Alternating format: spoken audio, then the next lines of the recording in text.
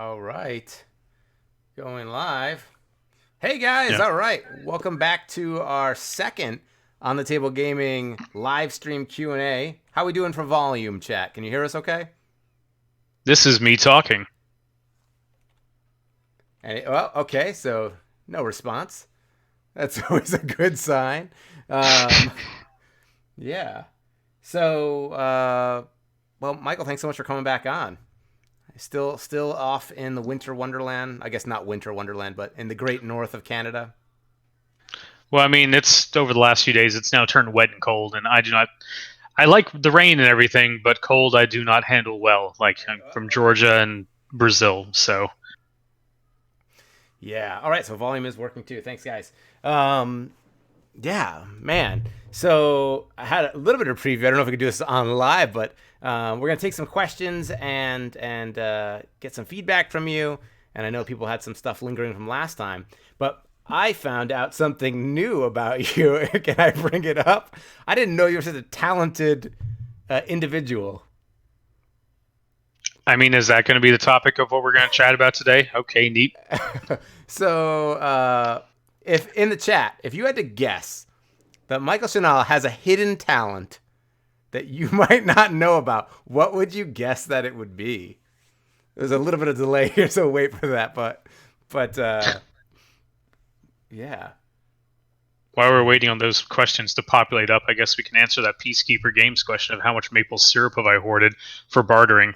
And first off, that's the mistake for during an apocalypse, okay? You do not barter, okay? This is purely a raiding camp here, all right? So, Well, anyhow, so Michael, I was crazy. So talking before, you are not only a awesome game designer, but it's not singing like Bolton's. Oh boy, and that's not even Ludwig. But you were talking about how you got into oil painting this year as like how do we how do an we kick people out of the chat? with underwater basket weaving. So so you're saying earlier that you pick up like side hobbies as like a New Year's resolution. Yeah, so what I've done for the last few years is essentially go every New Year's try to pick up some non-gaming related hobby or just something to do. That's because gaming stuff always falls to be work related, so I don't want to do something like that. But point is, every New Year, and I encourage everyone to try this as well. Pick up some kind of new skill or hobby or something like that just to try out. Like last year, I picked up like just bike riding, so I bought a bike and started riding that around and just something. It can be something small, but that's something I'd make a point of as my New Year's resolution to do. And so for this year, and it's kind of funny because for us, a lot of our hobbies are playing the games and doing the things that you're designing. Um, but so for your hobby, you're saying for this year you picked up oil painting. I did. I actually picked up. I actually picked up just canvas painting with sort of acrylics, Mm-hmm. and then I moved over to doing oil paintings, the whole like Bob Ross experience, because that seemed really interesting, So and moved over to do that. we got to start a petition. I want we need a Bob Ross painting channel of Michael Shinall. This has to be a thing. I'm just again getting some monkey paw like flashbacks and vibes here, Chase. So you need to be careful what you wish Oh for. no. All right, so let's get some questions going in the chat. I know there were some submitted already. And for example, actually, it was Rusty Thompson. I think he's already in the chat. He was asking, do you remember what the first unit you designed for a Song of Ice and Fire, the miniatures game was? Lannister Guardsman. Lannister Guardsman. Ah, okay.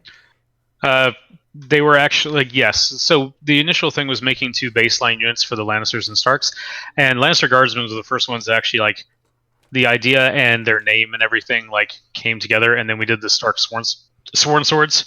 But this was technically they were made at the same time, but the Guardsmen became more finalized faster than the Sworn Swords did. Hmm. They're still going now. Since there's a little bit of delay, everyone's still going off on the painting. Happy Little Mistakes turns into. Hmm. The thing is that a lot of people that have not watched Bob Ross and just kind of know about him from the internet are not aware that every few videos he kind of just goes dark and it's kind of out of place. Like he'll draw a cabin, and they're like, oh, maybe a little trapper lives here, and maybe one day he went out to the river and fell in and drowned, and now his cabin's just abandoned. That's not me making something up, by the way. That's an actual like thing he said during a painting. And then another one where he's like, and we'll just put a happy little tree here. Trees can cover up a multitude of sins. And it's just every so often, just one of those little comments slips out. So there's a precedent set. I feel like you could take this to the next level, right? But yeah, yeah. Was the we also have, what was the very first NCU you designed? Was that sticking with a Lannister theme as well? Cersei was the first one that we knew we were going to have, and that was not necessarily a design. That was just like, these are the characters that we know we're going to have as NCUs. It was Catelyn and Cersei were the first ones that we knew we were going to have, and then we decided to work on the second ones were Tyrion and Sansa. Was the idea of having like the tactics board and the troops and the tactics cards, those like 3 tiers or pillars, I guess, was that always part of the design? Was that like what you guys started with? So the way that process actually came about is we had the unit, and NCUs originally were units that you bought, but the way they originally functioned was they had a specific kind of unit card, and they had 3 powers on them. So when you activated them, you would pick one of their powers that you would use for that activation. And then eventually that incorporated into just being the generic tactics board, and each NCU having like individual abilities. And then tactics cards were actually implemented in fairly early on. If we're being honest there, that's a re-implementation of the tied decks from Rum and Bones, which is a previous game I did. If you actually play that game, you see like the triggers and everything like that is the exact same. Just that was basically a mechanic taken from that. But the biggest change would have been the NCUs. Because again, they went through a bunch of revisions to how they actually worked. But the earliest one that was a working version was you had an NCU that would have 3 abilities on their card, and basically whenever they activated, you would pick one to do, and it would usually be some kind of buff or some kind of power or something like that, of that nature. And then originally, this was way back when we were first testing out like the tactics board and everything. Mm-hmm. Everyone actually originally got a like a house icon, and so essentially it acted as a free NCU activation that you just got. So you never had to purchase an NCU if you didn't want to. You just could have like a generic powerless token. But then we moved it to like where, because it became such a vital part of the game. I was like, well, we don't have a need for that.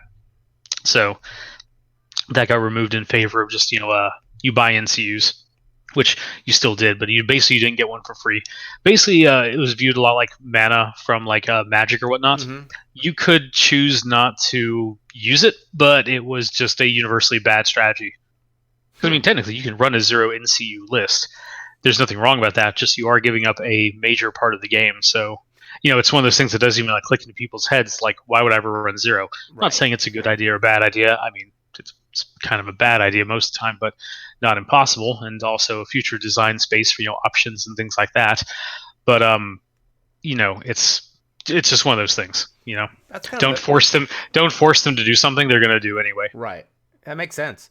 Right now, there's kind of a big debate between like the European meta and the American meta over running typically like 2 NCUs versus 3 NCUs. But we're noticing a lot more expensive or more powerful NCUs coming out as well. Several like 5-pointers. Did you ever have did you in your mind have a kind of a vision of where that like sweet spot of NCUs is, or when you played, do you prefer to run 2 or 3? It was always between 1 and 3. The kind of the average being between 2, but really it just depends on your list and what you want to fit in there. But I mean, that was kind of where it always fell out, is that the average that people are going to run are between, the average is going to be 2, with 3 being useful in certain armies and setups, and then 1 being useful in certain armies and setups with how things go. And you're kind of seeing some of the, I'm not going to say mitigation of that, but like people always have like a bit like, oh, I don't want to run 1 NCU because of various reasons, right, and all this. But now you're beginning to see other battlefield options that can kind of take that same role, such as like Relentless showing up on the the Unsullied officer, where you basically gain another combat activation that is not reliant on the NCU board. Okay, so you were like aware of that, for you're playing in the future, so you're kind of aware of like many facets of the game that we still haven't quite got access to. So that's kind of cool to see down the line maybe a less reliant NCU meta possible with certain attachments. Well, the meta is always going to be what Right. it's going to be, and regardless of how much you prep for something, you never know how things are going to shake up. Like you can even see that in the U.S. and the European discrepancy, I guess you want to call it, meta, where Europe is like mandatory 3 NCUs, and America is just like hell yeah, 2 NCUs, more combat, pew pew. Right. Yeah. That's And also to basically that answer a describes chat America question and there. Europe in a nutshell, right? Politics versus like I just want to kill stuff. Like there's a world history lesson happening right here. Also, just to touch on 2 of the chat questions there. So, like from Rusty, he says, I mean, the factions are balanced around their NCUs. No, factions are balanced around all facets of themselves, such as their tactics deck, their playstyle, which NCUs are a big part of that because everything is contributing toward their overall playstyle. But the whole big picture has to be taken into consideration. So, and that's something that also is one of those things about people like viewing units in bubbles, where it's like, okay, again, X unit or X NCU is drastically more useful or powerful in a faction that has access to certain things rather than others. So like a healing NCU, I don't really care about that option too much if I've got a tactics deck that 7 of the cards in there just heal me. But if I don't have access to healing, then it's much more useful to me, or fits in place or out of place. It's actually the same thing like when we were originally talking about the Tully Sworn Shields. That's 7 points in most. Like if they kept the exact same abilities and everything they did, and were stuck in like Lannisters, they would be a 7+ point unit. I mean, probably 7 points. But because they are in starts who don't have a lot of natural synergies of what they do in their baseline tactics deck and things, then they fall down to 6 points. I mean, people like to make also the comparison all the time to Knights of Casterly Rock and Tully Cavaliers, about their points cost and the difference, but Tallies are in a faction that can whose baseline tactics, NCUs, and abilities can make much better use of their lance and offensive capabilities than Lannisters do with the Knights of Casterly Rock, even though they have Lannister supremacy. Peacekeeper Games asking, what are you most excited to find out when Winds of Winter / Dream of Spring finally comes? New books means new options, I guess. Yeah, can't really talk about that though. Do you know anything? Do you have? That was a smirk. I was trying to read his face here. Does he know? Does he know how these next books come out? Just can't talk about anything related to the future. Oh my gosh. Future's scary, Chase. All right, man. Well, just don't seasonate us, Michael. That's all I'm saying. So, moving on. So can we say that more unsullied officer type attachments will come out from Captain KO? I assume what we're asking there is about the the gives extra kind of battlefield options they normally see, like in that case Relentless, to give them an extra attack action. Right. And like there's no limitations what attachments can do and everything. And that's just, again, like I mentioned, the first style of that one that you're seeing, where it's giving, I'm not going to say like a tactics board effect, but definitely an auxiliary effect that's not just like a buff or an attack thing, but some other alternative action style thing for units. Yeah, that's definitely, again, you potentially will see more of that. Since you've released activation, so one of the Patreons here, so since you've released activation banners, will we see other accessories released as well? I don't know what else besides maybe like tokens, I guess, or... Well, we did the tokens during the Kickstarter, but there's nothing to say we can't do like alternative versions of things like that. But I mean, it's something that's like, the accessories are always one of those things that's kind of kicked around, what we what we want to do, what's worth it to do and everything. There are some ideas that we have talked about and some items that we've been looking at that I don't really want to get into specifics about. Okay. That you may or may not see. But frankly, there's also such a large like third party space out there that just makes tons of things out there. I mean, you get custom activation banners, custom tactics boards, custom castle style tactics boards, custom the wall tactics boards. Allegedly. Right. Just all of these things that are out there, that the third parties have, put together and made and everything. Yeah. I think that's one of the fun, people can't contain themselves. They love the game so much, and the hobby aspect sort of takes over. We did have a question in the Discord as well about scenery. People have their Kickstarter scenery they love. We've got the scenery that comes in the box sets. Is there ever any thought about developing new scenery? Or, is that something that's come up at all? So custom 3D terrain was one of the heaviest requested items post Kickstarter, because people like that just in general for purposes for everything else. Retailers specifically, that was one of the things that we always get asked about, and that's something we're looking into if we want to make more like scenery and terrain packs and things like that, because it's just really cool as well. So, what about 2D terrain, rivers, or I don't know what could be other terrain, but theoretically, there's nothing that couldn't stop us from making just hey, here's a set that's just 10 punch boards worth of 2D terrain and everything. But that's really something that you've got to gauge, okay, is this going to be a product that is really worth making or whatnot? So that's something there's a lot of facets around, just every idea can be cool, but it's got to be actually worth it to do in the end as well. And actually the idea of making just here's a big terrain kit, with say again 10 punch boards worth of terrain, and then terrain cards for it and everything, that would be kind of cool to do, and everything is ancillary products there. But it's always a fine line, because you never want to just have a ton of different just SKUs and everything that a store has to track of and all that. So that's something that we can gauge the demand of, see if it's something that people in stores want and everything, and move from there. But I mean, that's nothing's out of the question. See what we got. Any other questions, guys? What do we got? Keep them coming. Sort of the hardest part for me has been, obviously with greater things going on in the world, COVID-19 stuff, but not getting to play as many games. You guys have been releasing so many awesome scenarios. Now we have, what is it, 3 up? Are we up to 3 already? 3 beta game modes and that first in battle campaign. That's been awesome. Because we released one Friday, Monday, and Wednesday.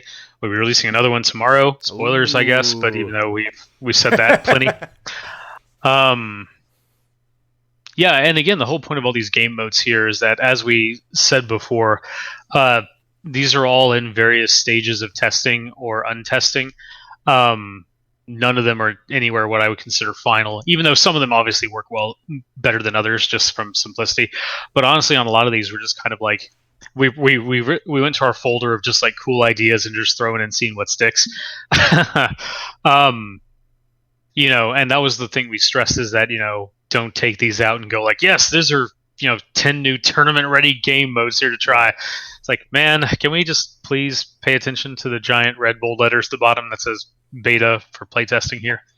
And that's the whole point, is yes, people should be trying these out, giving feedback and things like that, but you really can't take them too super serious right now at this point, because again, they're specifically not final.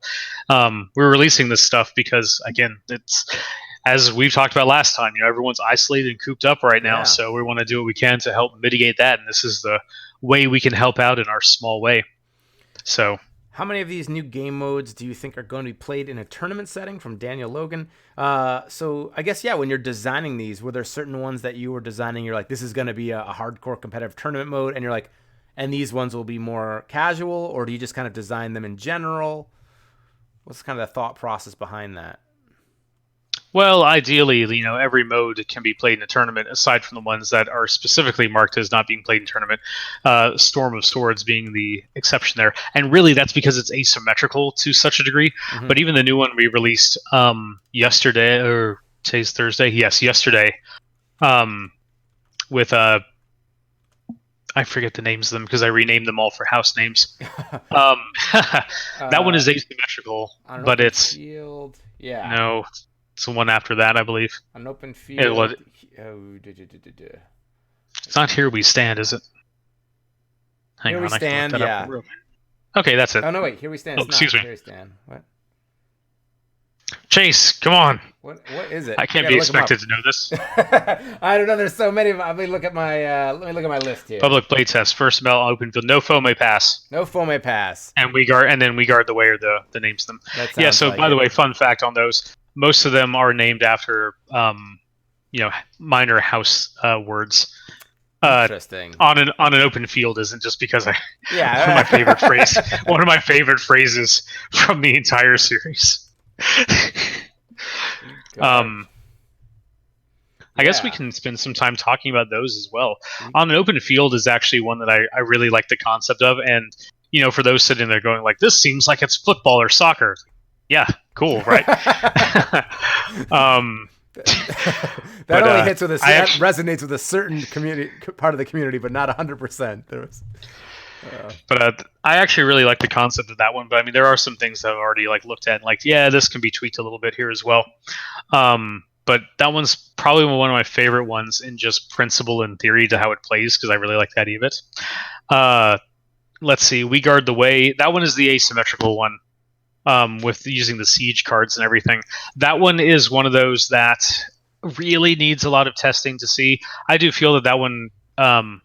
The thing is that when it comes to competitive play and everything, people prefer the basic modes. Just for a number of reducing variables and things like that. And so adding in secondary effects such as the siege cards, a lot of people get a little weary about that. But frankly, the ones we chose were specifically because for this game mode and everything, it allows a matter of preparation and preparedness, for this. I actually really do like it. But I can see how people would shy away from it for full competitive tournament play. I mean, I hate whenever I see things like that for various reasons, but in this one I can understand because you can get some. I'm not going to say crazy combinations with the siege cards that are available there, but it can be frustrating when you have an asymmetrical scenario and you're prepping for one way or another. But I mean, I still don't have a problem with that one. No foe may pass is one that was very clearly designed as a very basic just tournament play scenario, because it's mainly just pushing forward into your opponent's deployment zone and capturing objectives. I mean, all the popular tournament modes are always ones that are not overly simplistic, but ones that are this is my objectives, this is what I'm trying to do. There's no fancy. Yeah, exactly. So. I did, Peacekeeper Games, I saw your question about Renly. We'll get to that in a second. I just want to stay on this thread about game modes. From Jeremy, what are your goals when designing new game modes? Do you try to push players to run certain lists or units? Interesting. Maybe as a way to encourage use of less popular ones. So I guess maybe restating some of that. What are your goals in general for building the modes? And then do you ever try and encourage units maybe that aren't getting as much play by designing scenarios for them? The unit thing does not really come into play with making modes, because we're making modes for the overall game, not specific factions or units. Right. So whenever we make a new mode, it's always a matter of okay, how is this faction going to approach this game mode? Such as let's take no foe may pass, for example, which is, okay, I can control objectives on my side of the battlefield and get a trickling amount of points, but the real victory ones are going to come from controlling my opponent's one. Right. So I need to factor in, okay, how do I want to play in that case? If I'm playing Starks, then, depending on my commander, I've got different options. I can go Tully and just go full defensive and try to contain, the upper field. I can go Rob, where I've got my maneuverability around there. But in general, I'm going to be more aggressive. Lannisters, meanwhile, will prefer to bunker up on the back two objectives, most likely, just because that's how their faction plays out. Right. Same thing with, I won't say same thing with Baratheons, but they can definitely bunker up as well. Targaryens, meanwhile, you are going to want to go and just start attacking the opponent's ones. You've got the mobility to do it. You've got the aggressive factor to go up there and hit them. So, you're going to want to go for the deep dive on the opponent's field ones. So, it just changes based on the factions. But that's the general mindset, is that, a game mode is not based around units. It is based around, it's not built around maybe people will start taking this type of unit or whatnot, because that's not how things are built. This is viewed of factions and the overall larger things in mind. There's no this is gonna be the ultimate stone thrower game mode. Well, when you're evaluating factions, you're obviously gonna go man, what units are gonna be just naturally pushed toward these goals here? Again, going back toward no foe may pass. If you're playing Starks, then technically, like for me, when I'm looking at this mode, okay, Outriders and like Tully Sworn Shields are the first ones that comes to mind because I can go up there, hold my objectives for relatively cheap cost, and then send something up there to go and hurt the opponent, really badly on both of those flanks. So that's just naturally what comes to my mind there. But if I'm looking at a tournament format, I have to run for like a 2-list format here where I only have 2 lists, and who knows what game modes are going to come up. Well, okay, that gets into actually that tournament mindset about whether tournaments are going to tell you the game modes beforehand or have them revealed the day of. I, again, am in the camp of reveal them the day of because, and I'm not saying either one is right or wrong, but just I will reiterate this, that if you're one of those like tournament, if the tournament runners that revealed the game modes beforehand, what you're inadvertently or maybe intentionally doing at that point is that you are telling people, you're catering lists to people because they're now going to design lists around the pool of game modes versus having lists that might be able to, that have to be a little bit more general in what they approach. Now they can build very specific, very catered lists to the modes that are going to show up, and there's nothing wrong with that. It's just it's which style of play and list building you are going to encourage. Yeah. And I think it's gonna be really cool when we have like a slightly deeper pool of scenarios, and you go to a tournament and it's not likely going to be one of these 6. It's gonna be or it's gonna be 4 out of 10 or more. So that'll be really cool. And interesting that you're naming. So you said you're naming the game modes after house names. Well, we keep everything thematic. I mean, there's no reason to, we have a world to pull from. So, there's no reason to not inject in every little bit of lore and, flavor that we can whenever we can. So, it's the same thing when you see like abilities and things on like characters, we can name it something generic, but if it's a really cool, unique ability to this guy, then, name it something after the guy and whatnot. Now, granted, that doesn't extend to like tactics cards and things, because like sometimes you want to keep those generic in case they get repurposed later. Like obviously house word cards, like our blades are sharp. That's going to be just a Bolden card, and I can see that show up anywhere else. Right. But you never want to like use a cool effect to only later find out that you made it house specific, and now to like move it somewhere else, you'd have to just change the name and it would be the same effect. That's kind of something you want to avoid. So we guard the way. Interesting. So we had a question about Renly's tactics cards. So the hero boxes are now revealed. People are super excited. A lot of people are getting their hands on them. And Renly, Lord Paramount, he's got a great tactics card named In His Brother's Shadows. And I love that it's shadows. That's amazing. So well done there, sir. When an enemy commander activates, choose one. Cancel the commander's abilities, or Renly's unit may make one free march or retreat action. And so the question was from Peacekeeper Games, what does the first option mean exactly? Well, so that one, unfortunately, was a text that passed through like a slip past proofing and our final checks and everything when it should specify until the end of the turn. Which that's happened once before in I believe it was Brendan Tully's original card Set for Charge. No, I think it's Set for Charge. No, it's Hold the Line, or when he had it, because it doesn't actually specify a duration. Yeah, that's unfortunately going to be one of those cases that has to be FAQ'd, and it's an unfortunate thing. It just slipped through like all the proofing processes and checks. But that card is played when the commander activates, whether it's in a combat unit or it's the NCU, and they lose their abilities until their abilities are canceled or lost until the end of the turn. Okay, so that's I guess sometimes that happens. That's awesome though, man. The hero boxes though, whoa! So having both of those come out at the same time, I think I just got to watch multiple Baratheon players' heads explode. And then be like, this is so cool. And then they're like, oh, check out this guy. And like the next guy's like even cooler, and just go into the box one after the other. That's going to definitely shake up gameplay for Baratheons.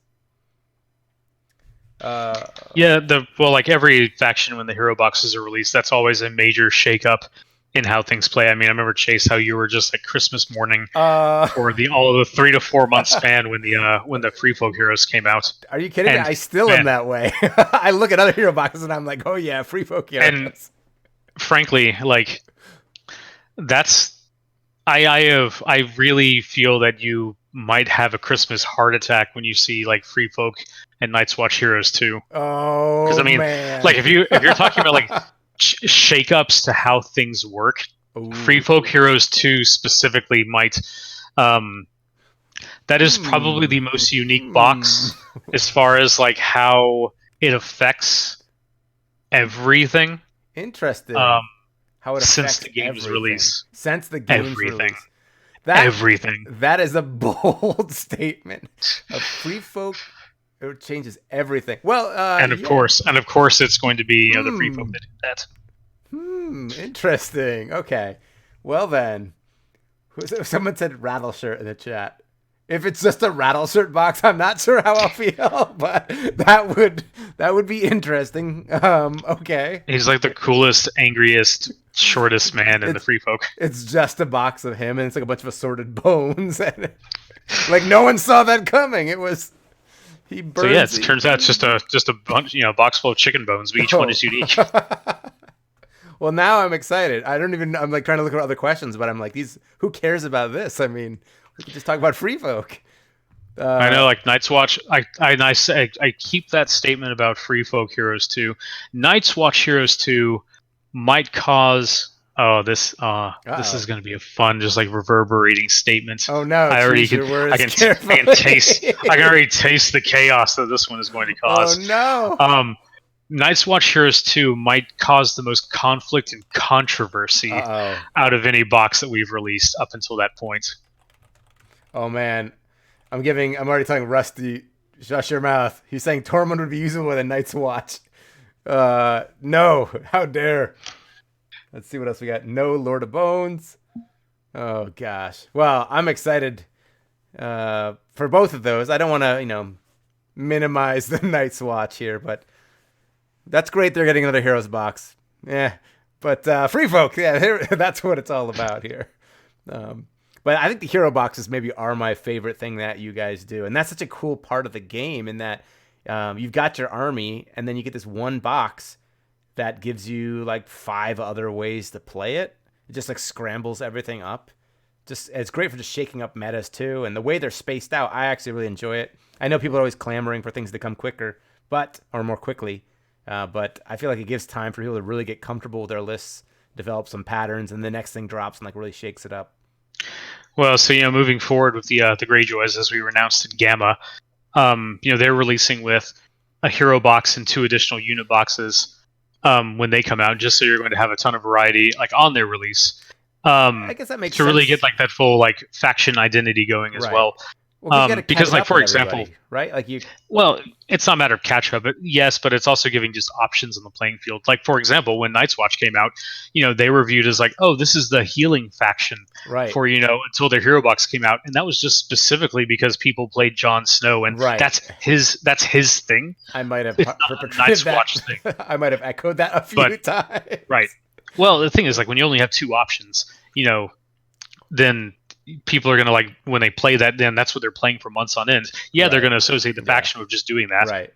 But I don't think we'll ever have a release like the Night's Watch, because I remember when those first hit the table, that was the first new faction, and people, we just lost our minds. It's like, this unit has, critical blow and sundering or something. Like, this is ridiculous. This is insane. And now it's like so tame. Like all the things that the community and myself as well, like lost their minds. Like pyromancers, like how can the game be balanced with pyromancers in the world?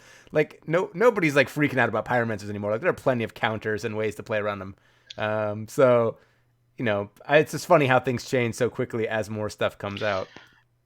Well, remember the internet goes to 11. Sorry, the internet doesn't go to 11. The internet's 11.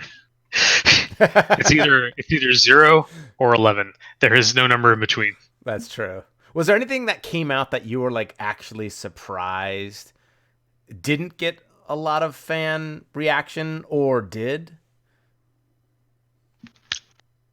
So I remember the one thing before the game's like actual launch that I was like, man, this is going to cause like the one thing that I was like, this is going to cause a lot of like just problems for people. Was actually, I remember Cersei was my initial worry, because it was like, and this kind of went in that same wave when the game came out. Everyone's like, oh my god, Cersei's overpowered, too strong and everything. It's like, no, you just got to kind of learn to play around her, and that's going to be the major hard parts for people. Mm-hmm. And then that eventually leveled out, and that's what happens. I thought that personally, like Kingslayer Jamie was going to cause a lot more disruption than he actually did. He came out and with the rest of the Kingsguard. Yeah. And sorry, I meant to say Kingsguard, not Kingslayer.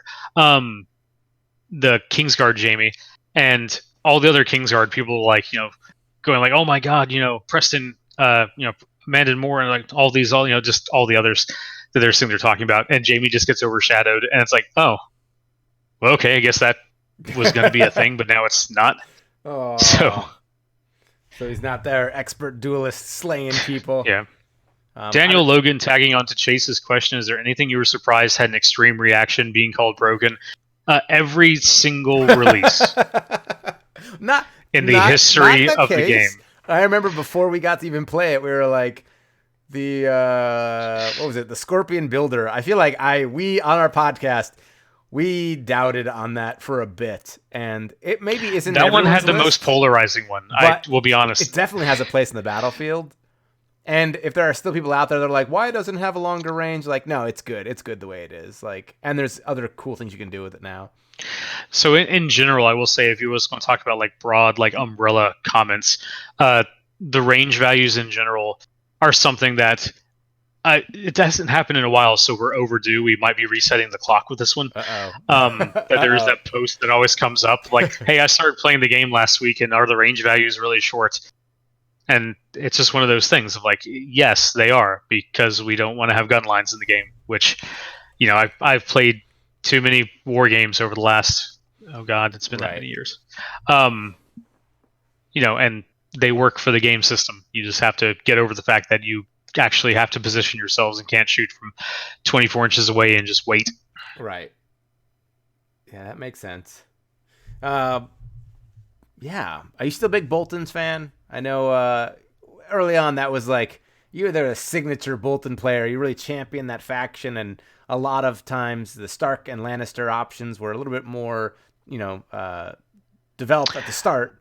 And it was, the House Bolton players, the neutral players, like took pride. They're like, Michael Shinall, he's always championing the Boltons. And now it seems like it's maybe leveled off a little bit.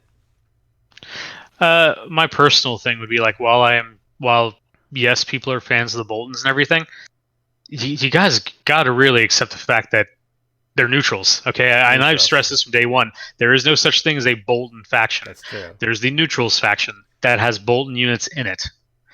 And so, people who are wanting them to be a full fleshed out faction, it's not the case. And people who are like, well, I only run exclusively Boltons, and I don't run any other neutrals in my list, and my army is terrible, and why is that? Like, if I only limited myself to 3 units out of 15 plus, then, sure. I mean, I don't know what to tell you there. It's, I get the thematics that people like want to keep and everything, right. But it's a very specific, strange thing. Not strange, because I get it, but it's the people that want to play competitively, that want to treat the game very seriously, but at the same time refuse to look at things from an outside like lore perspective, like the ones who like, I play this game competitively, and I only play competitively, but I refuse to run Boltons in my Stark list. Like, then you're limiting your options, and so I don't really know what to tell you. It's like, oh, I don't want to run neutrals in any of my lists. Like, okay, well, the game is built around that, so hey, that's fine if that's what you want to do. I was one of those people, especially in the meeting, who was like, I wanted to keep my things pure, and I didn't want to run any neutrals in my list for most games if I needed to be really competitive. And now I play free folk. Sure. And now you just don't have the option. Yeah. But that's the thing. Like, if saying you're not doing it, and then like choosing from like because you want to keep your perspective, like what you view your lore should be and everything, that's fine. But when then when I went to but then saying that yeah, those are two separate things. Like this is you can't have it all. Yeah. This is like, entering the Rocket Boots tournament and deciding that you don't really like, to use thrusters instead. Right. So you're just going to run on Nikes.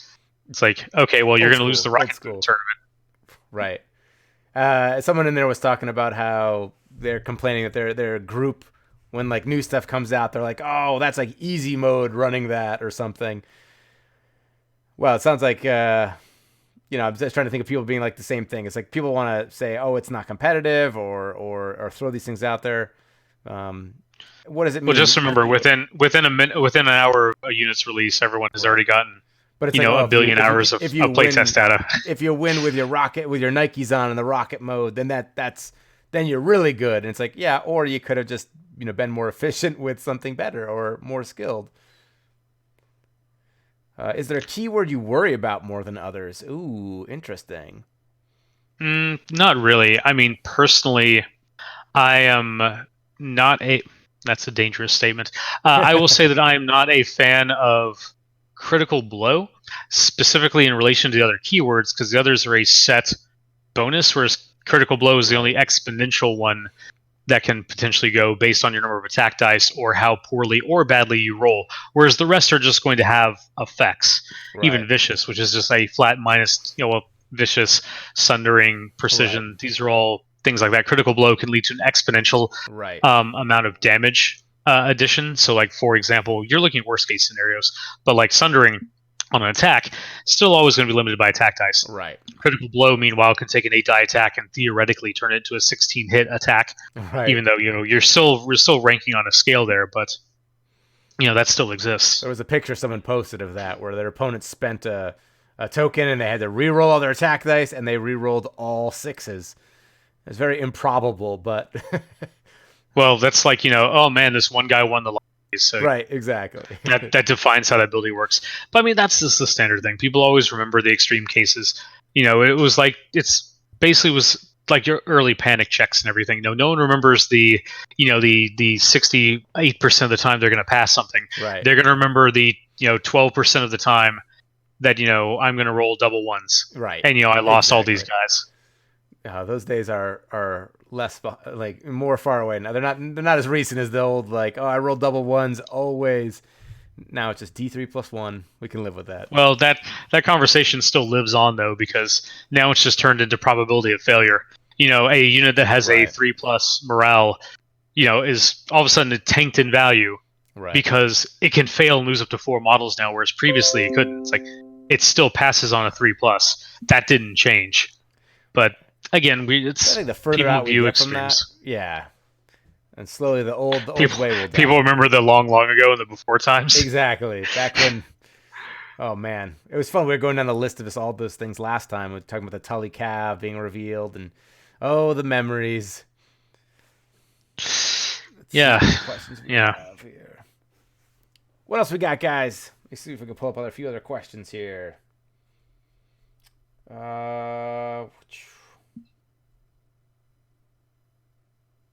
Oh, were there alternative tactic zones originally? You kind of talked about that in the beginning about how the tactics board came about, but were there always the 5 zones? It was always 5 to keep that number. I mean, what they did change around, but it was always those 5. And actually, oh wait, no, you guys haven't. Never mind. Uh-oh. I was about to say something. Wow. I caught myself. Okay. Thank you, Brain. Internet, let's get to work on this. It's something about tactic zones, or I said that you've already seen something. I realized no, that statement will be true in the future, but not now. Okay, man. There's been so much cool stuff coming out. I don't know. I'm trying to think of what I would be most excited for now.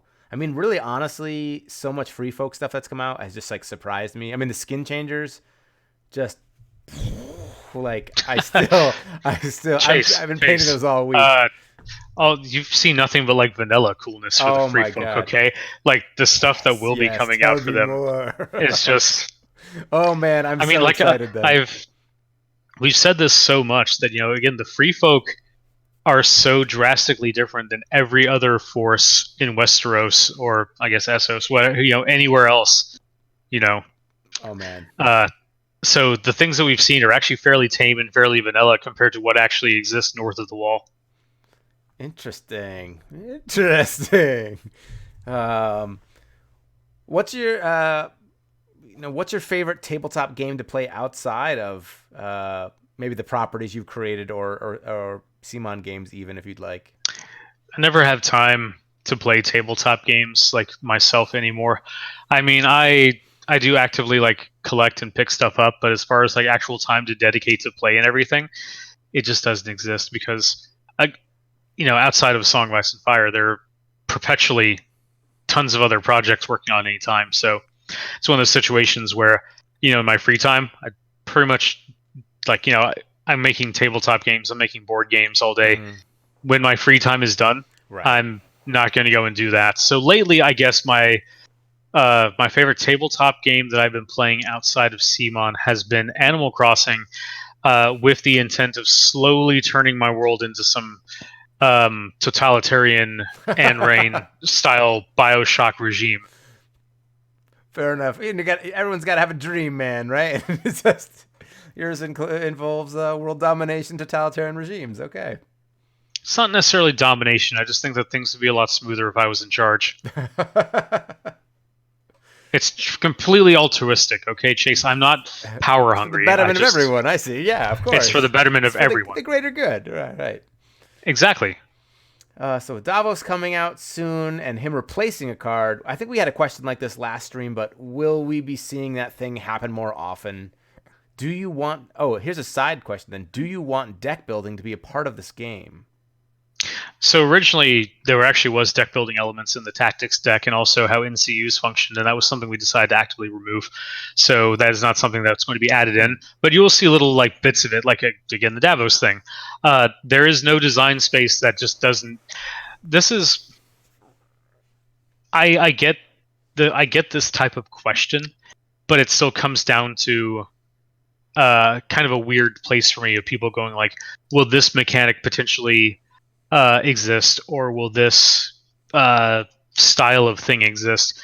Because to me, when I hear a question like that, it implies the opposite of, oh, well, this is like taboo or something that shouldn't exist or won't exist.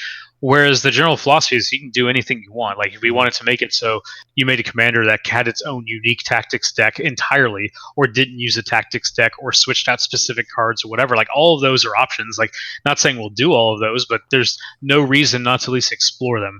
I mean, there's no, like, for example, like if someone asked me, like, let's take this question, we'll be seeing more deck manipulation stuff happening. The answer to that would be, well, potentially, but why not? Like, why would there be a reason to not? Why would I say no? Because that's just limiting. And I'm not saying that to like be like condescending or anything. It's just a matter of why say something that would limit your options when there's no need to limit those options. Like if it was a generically like bad idea, like hey, is there a commander I can take that makes it so my opponent can't use their tactics deck? It's like, no, that's not going to happen. So I think the underlying subtext to a lot of these questions is, here's a question, and is anything coming out in the next month or so or down the line that we can know about that has this? But spoilers. I will have to say, though, that the questions so far have been very good about not just asking for raw spoilers. Yeah. I actually had a whole little punishment game set aside for that, but it looks like we're all being good. So. I love the skin changers, but were you concerned with releasing a box that was just 2 attachments and animals from Heath Peters? Do you ever think about when you're designing a unit even, like how will this then translate into a way that it can be actually sold? Or it's like you made this one cool thing. How does it now become a product? Oh yeah, that's always something to look at when we're making boxes. Is that we don't want to make variable like price boxes. We're actually very happy with the fact that the entire line is streamlined with cost, and that's based around of course production cost and things like that. Cavalry costing as much as they do, 12 miniatures, etc., etc.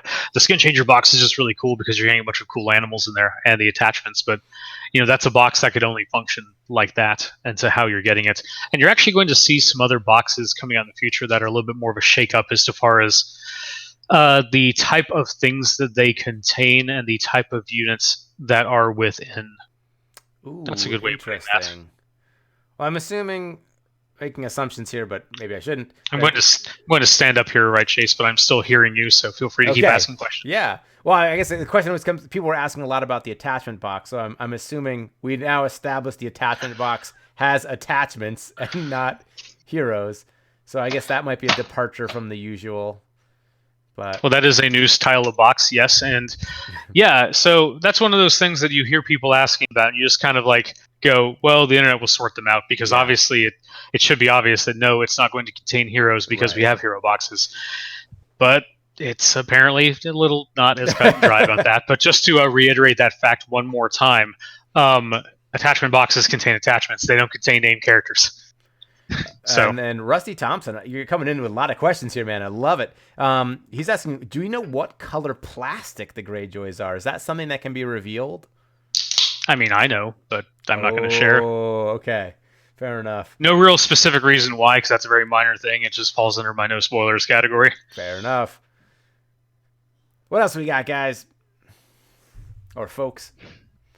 Is there any commander you think should hit the table more often but doesn't?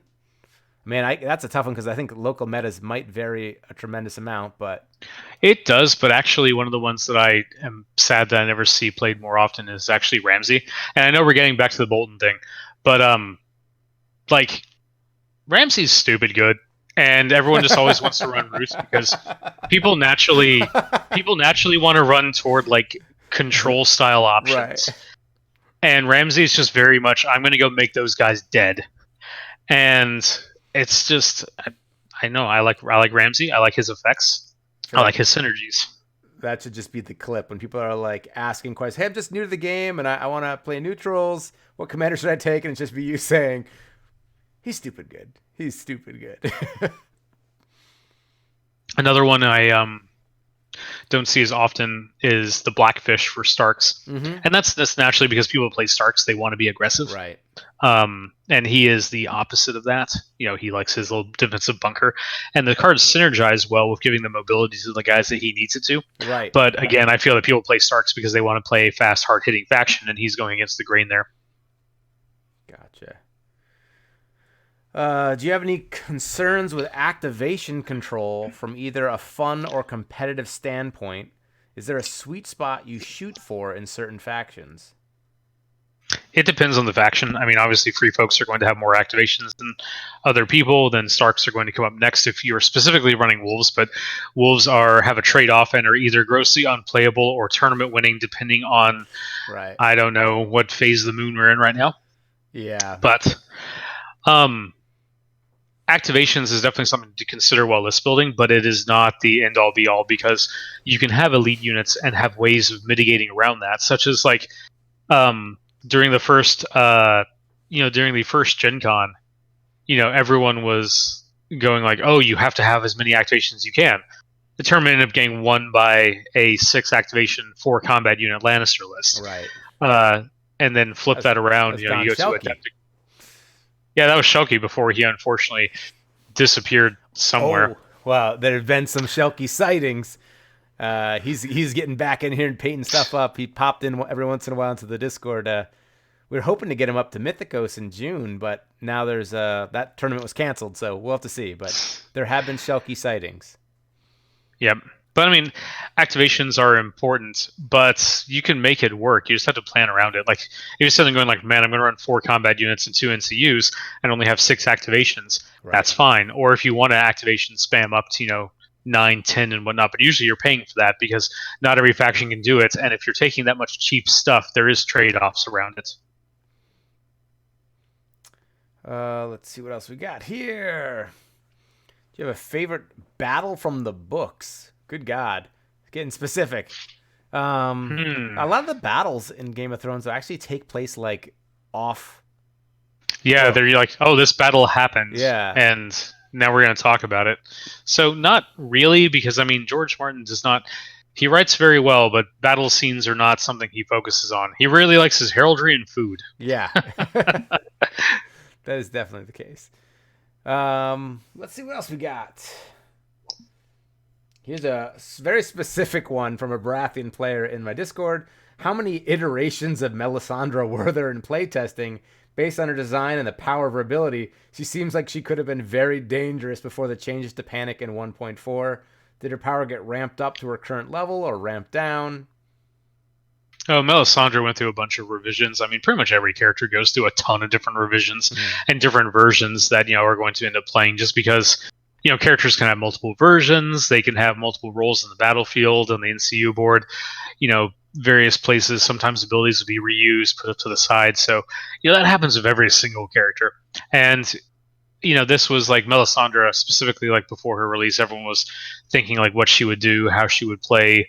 Is she going to be a commander? Is she going to be like on the battlefield? And, theoretically, you can make it so almost any character in the setting fits any role that exists in the game. Because like every character could potentially be an attachment. Every character could potentially be with few exceptions, could be a commander. Things like that. Like Sansa obviously is not going to. Well, okay, I say that she will never be a commander, but we don't know that. Right. Because there's still 2+ books waiting to come out that we might see things being different about. So Are you ever worried there's going to be something that comes out and you're just like, oh, well, that changes everything? Like, well, no, because like the whole basis around how characters work is that there are different. They represent the characters at different points in the timelines. Right. So you can like Sansa right now. We have her. The version. That's the reason the characters have versions. Okay. Right. That like makes sense. With Theon, like Greyjoy. Okay, it's Theon Greyjoy Reek. That represents when he is Reek. Spoilers, by the way. There's Theon Greyjoy in the Greyjoy faction. Right. He is not the same version as Reek. And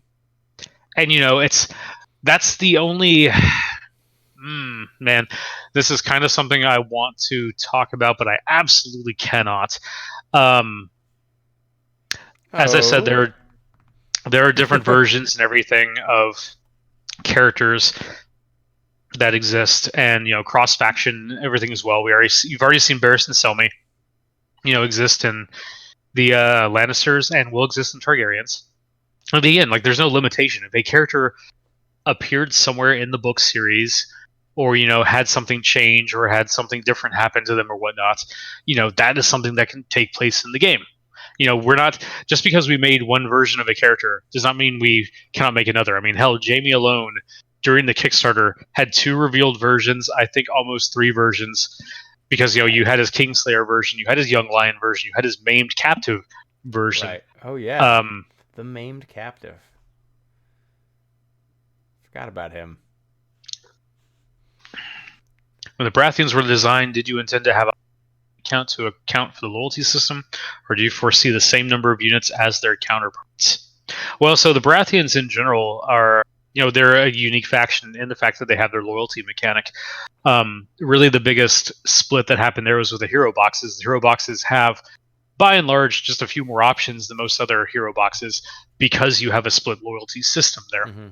As far as the units go, well, I mean, this is getting back to like a Tournament 2 list format, because you can run a Stannis list and a Renly list and they play differently.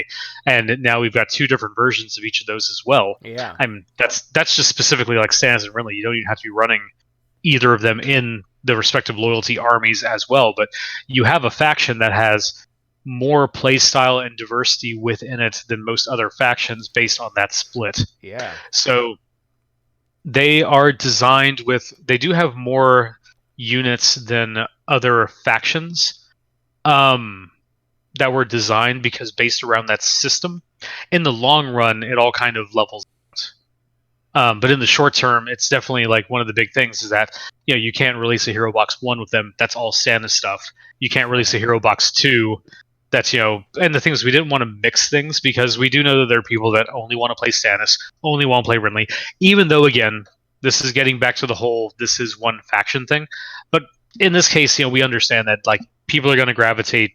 This is not the same situation as like I only want to run Boldens, but I want to play neutrals, because this is built around how that faction works. So we didn't want to mix loyalties in boxes. So that's why the hero boxes are set up the way they are. So you're not going to have Hero Box 1, which was like 3 Renly and 3 Stannis. You're going to have Hero Box 1. So if you want to play just all Stannis, you pick up Hero Box 1. If you want to play all Renly, you pick up Hero Box 2. That makes sense. Rusty talking again about where did the idea of loyalty come from? Why not release them as separate factions? Because Baratheons are Baratheons. That makes sense. You don't want to have Except like, for okay, Joffrey. here's Stark. Well, he's a Baratheon. What are you talking about, Chase? But for example, you don't want to have like if I was trying to pitch this game to someone, you don't want to have Starks, Lannisters, Night's Watch, Free Folks, Baratheons of Storm's End, Baratheons of Dragonstone, you know. And that's the thing is as well, is that that's another one of those topics that kind of falls back into the whole area of people, you know, the your fluff and your lore versus gameplay mechanics. Right. Where, you know, people are going like, oh, well, it doesn't make sense that I can run Boltons with this, this, and this. Like, okay, I know that we're talking about a game that is based on an existing IP, but again, we are talking when it comes competitively, and we are talking casually lore. You have to be able to separate those things from yourself. Okay, like basically, here's the thing: if you're telling me like, oh, you shouldn't be able to do X, the answer that if I ask you why, I need to get an answer that is from a game mechanics perspective if you're talking to me competitively. If your answer is because in the books X, Y, then that's not talking competitively at that point. We're talking from a lore casual standpoint. So, I mean, that's the thing, that there's nothing wrong with that. Right. But you have to acknowledge that is the stance you're coming from, not a competitive one. And you can sit there and say, like, oh, you can do both. But like that's requiring me then, if that's your answer, that means that you're also telling me that to be competitive in this game, I would have to know what the setting is. What if I don't care about the setting? What if I just like game mechanics? Yeah. One thing I wonder if you could maybe talk about is that, and you talked about in the past about how the development cycle takes a long time. And you had a lot of stuff that you planned, you know, in advance of the Kickstarter. Are we getting close to that time where, like, how much stuff have you guys created? Are we like getting through the Kickstarter backlog, or like I know there's still the Mountain That Rides, Jaime Lannister Maimed Captive, which I'm assuming is in a future hero box of some sort. You know, are we getting close to material that was created after the Kickstarter came out? Well, stuff never stopped. I mean, just because we had a Kickstarter doesn't mean Right. that, you know, all that stuff was made. We were still making stuff at that point. We continued to make stuff after that point. It's not like we finished. There was never a finished point where it's like, yeah, we're done, or, you know. But at some point there'll be a time where you're like, everything we planned before people got their hands on the game, that's all out there, and we're like only dealing with like newer stuff. I guess what I'm trying to say is, have we kind of caught up with what was created before the Kickstarter? Theoretically, no, because I mean, like, even before the Kickstarter, you know, we just had a giant backlog and catalog of ideas that we were going to put together. It's just a matter of like, in which order are we going to evaluate or assess these things? Gotcha. Because like we always knew we were going to have, you know, we knew we were going to have, before even the Kickstarter launched, we knew about the Night's Watch, knew about the Free Folk, knew about the Greyjoys, knew about, you know, Baratheons. Well, and like those all existed. It was just a matter of which order, which, you know, Gotcha. When are they going to get touched on. And I will say, like, Baratheons got pushed up because I really didn't think that people cared about them as much as they actually did. I was like, yeah, we'll get to Baratheons at some point. We'll do them as a faction, just, you know, for those like 2 or 3 like people that like care about Baratheons. And then it was like when we started releasing factions, it was just like everyone just came out of the woodwork about like, when do we get to play Stannis? I'm like, wait, is this like a joke? Like, no, don't say that. Don't bring the Stannis fans here. It'll be whatever. A swarm, a wave. I said that, and the concurrent viewers went up. Oh my gosh. Okay. Sure, but like I said before, not making this game for myself. So that's, you know, the Baratheons, like they got pushed up in the cycle, in the design and development cycle, because it was like, oh, people actually like these guys for some reason, I guess. But okay, I know I need to not keep harping on them, because that's just going to give more fuel to everyone going like, oh yeah, this is, you know, when they lose the one game they play Baratheons and declare the faction trash, they will go, it's because I don't like them, so they're specifically underpowered. The thing is that I deliberately, like, I don't okay, I will say this very blatantly. I personally don't care about the Baratheons as like, from the book perspective, okay? I don't get the Stannis love. I don't really, care about Renly in any large capacity or anything like that. Fabio, meanwhile, is a huge Stannis and like Baratheon fanboy. Huge. So, basically he, giving him a lot of like, credit and pass there and everything. He became the poster child, I guess, the forerunner and all that for like, a lot of the Baratheon stuff and all that, just because, well, it's things like Chase, like, you have your love of free folk, okay? I'm not saying I hate Baratheons. Right. It's just that I don't particularly care about them. Exactly. Okay? I can like, empathize with that. My co-host, Josh, he loves the Baratheons. Even when there was like a phase people were like, oh, the Baratheon starter set, like, oh, it's trash. He's like, I don't see it. Like, they're amazing. Sometimes he's still a little rough on the Stag Knights, but he just loves his Baratheons in all shapes and forms. He gets little card sleeves, and I get it. It's unfortunate that he doesn't see that the free folk are superior, but But all I took away when you were talking and you're saying there's so much love for the Baratheons and then they got released earlier was I was like, does that mean that we can influence your release schedule if we just start telling everybody to sign petitions about free folk? And I think we just need keep it coming.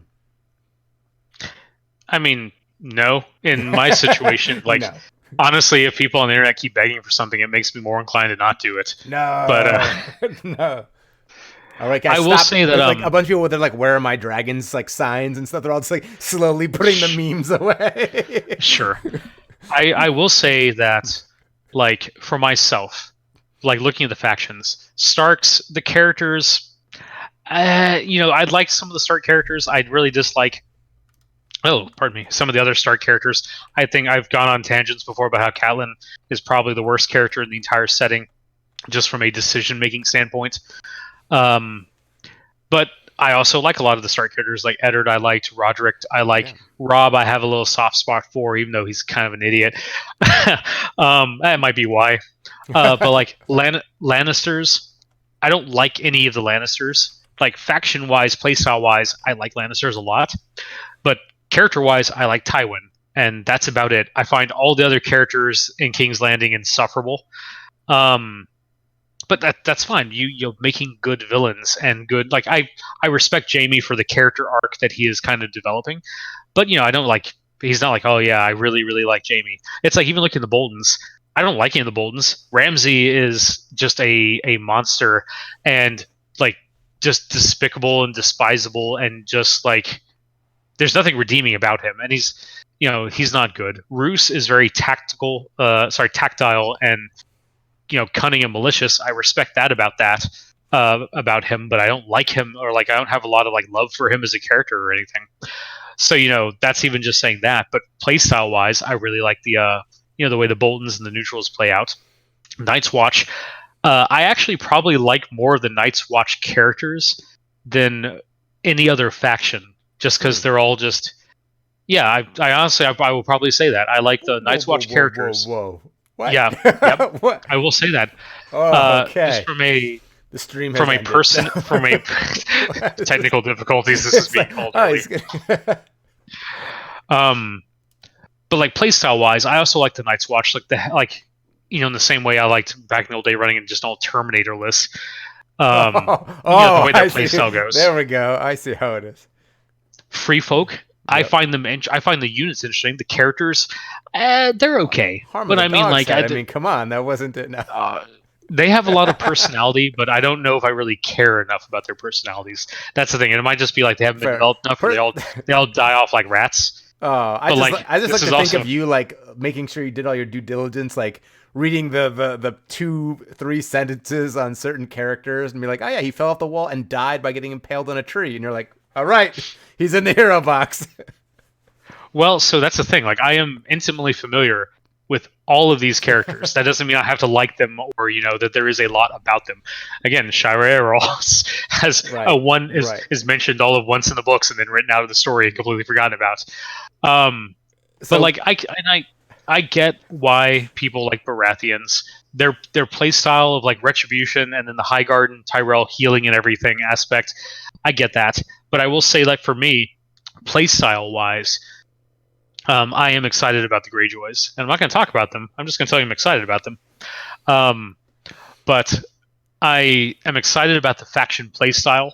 The characters, I have I'm not going to say a soft spot, but I actually find them more endearing than I thought they would, because I remember when we were designing and looking at them, it was all like, man, these are a bunch of raiders and plunderers and pirates. But strangely enough, there's actually a lot of personality in all of those raiders, plunderers, and pirates. When you have, Asha and Theon's all interactions, and then even then, like with Balon. So the thing is, I don't want to go too much into like the TV show, but the TV show did do two major disservice. Well, oh god, two major disservice. Okay, here we go. All right, let's spend some time talking. Or just two regarding Greyjoy, because two regarding Greyjoys. Okay, here we go. And I see Euron is in the chat already, so I veer away from this, but this, it's like, so first off, Balon.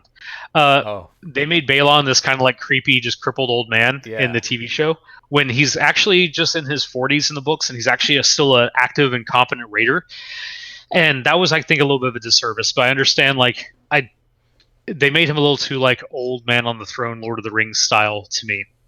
So that was like, I could get over that, because I mean, his major contribution to the story was dying.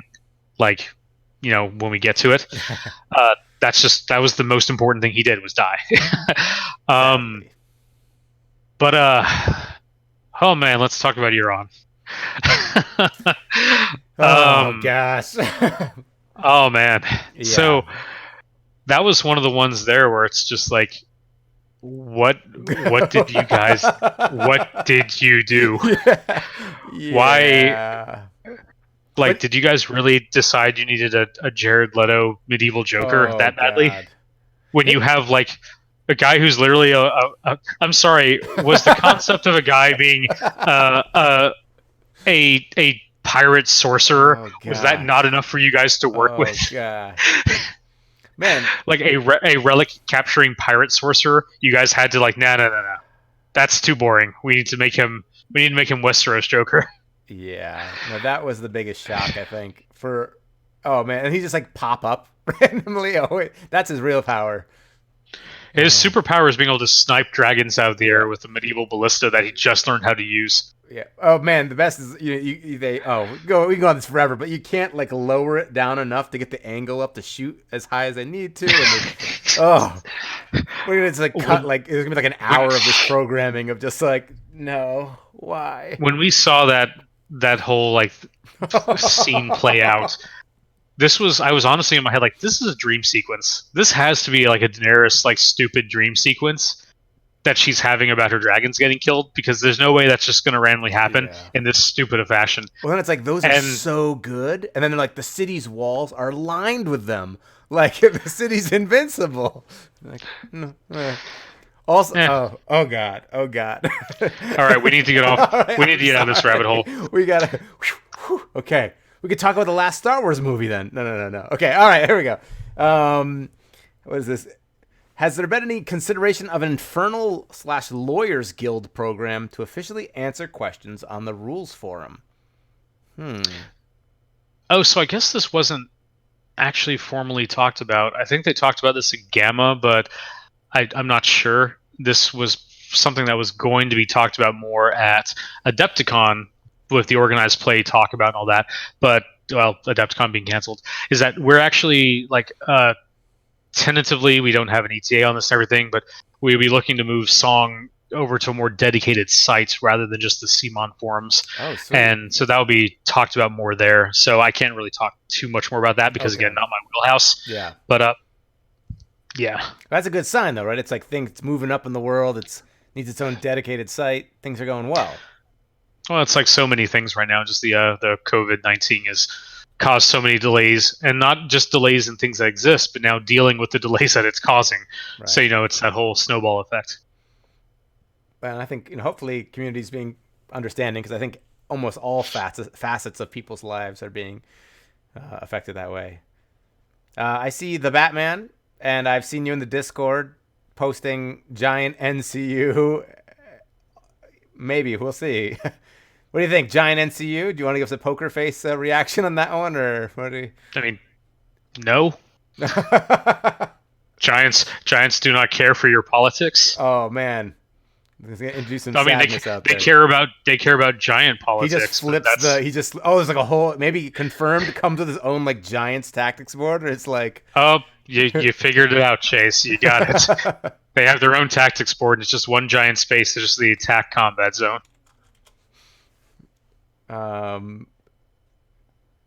How does the Endless Horde and Outflank interact? Batman, can you be a little bit more specific? And maybe we don't want to get into all rules questions here, but how does Endless Horde and Outflank interact? So do you mean, can you bring something back? Well, I'm not sure what you're...